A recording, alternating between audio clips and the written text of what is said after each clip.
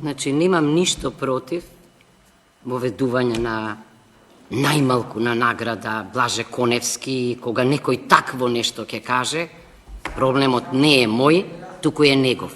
Бидејќи тоа нема човек во оваа држава која би го кажа. А кој колку го цени Блаже Коневски се гледа по говорот. Тоа е прво. Немам ништо исто така против награда Ремзи Несими, но имам против формулацијата, измената на членот 1. Ве уверувам дека е спротивна на Уставот, спротивна на членот 9, кој што утврдува рамноправност и дека е дискриминаторска во однос на другите јазици.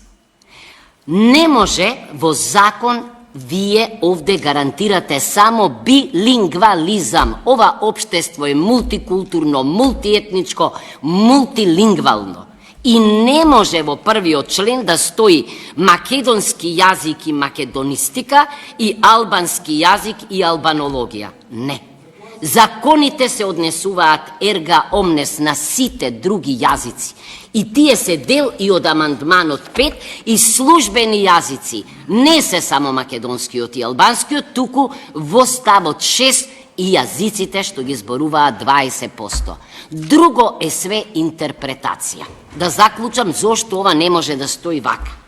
Значи, ние не можеме, ако иницира некоја институција, тогаш ние ќе го менуваме законот. Молам, се знае кој може да предложи измена на закон, иницијативи може да дојдат од секого. Но јас ве молам, во интерес на плурализмот лингвистички, да не правите билингвални решенија, бидејќи се неуставни, бидејќи и Венецијанската комисија кажа што мисли за тоа, и многу подобро е овде, наместо да набројувате македонски јазик и македонистика, албански јазик и албанологија, а другите ги нема, значи тоа е дискриминација, да кажете, значи, јазично наслед, да кажете во областа на јазиците, во областа на јазикот и така натаму.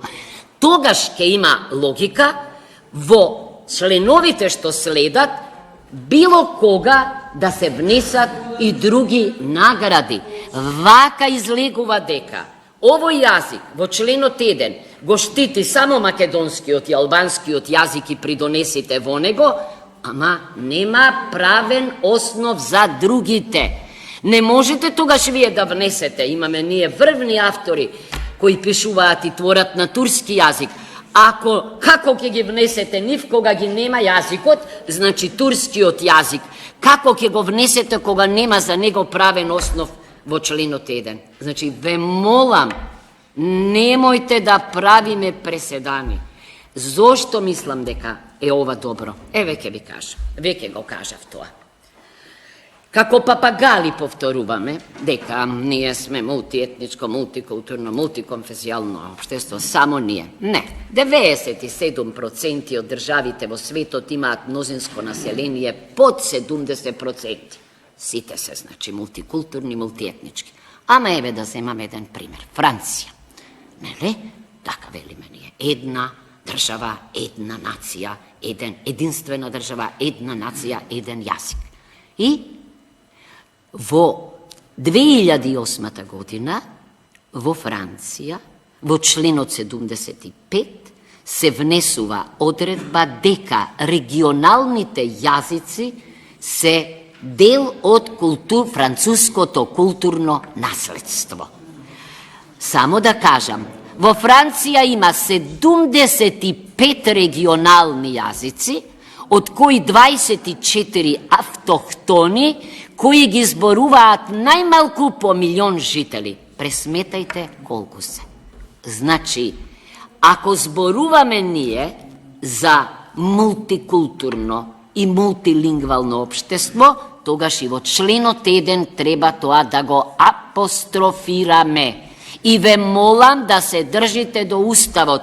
Уставот зборува се уште за 20% на кои што зборуваат другите заедници. Значи, секоја чест за Ремзи Несими, големи придонеси има не само во преведувањето, не само на развојот на албанскиот јазик, албанологијата, тоа е неспорно, но јас ве молам тоа да не го мешате во закон за државни награди. Истото го кажувам и во однос на македонскиот јазик. Не треба тука да стои македонски јазик и македонистика, треба да има основ за сите други јазици и развојот на истите. Тоа е.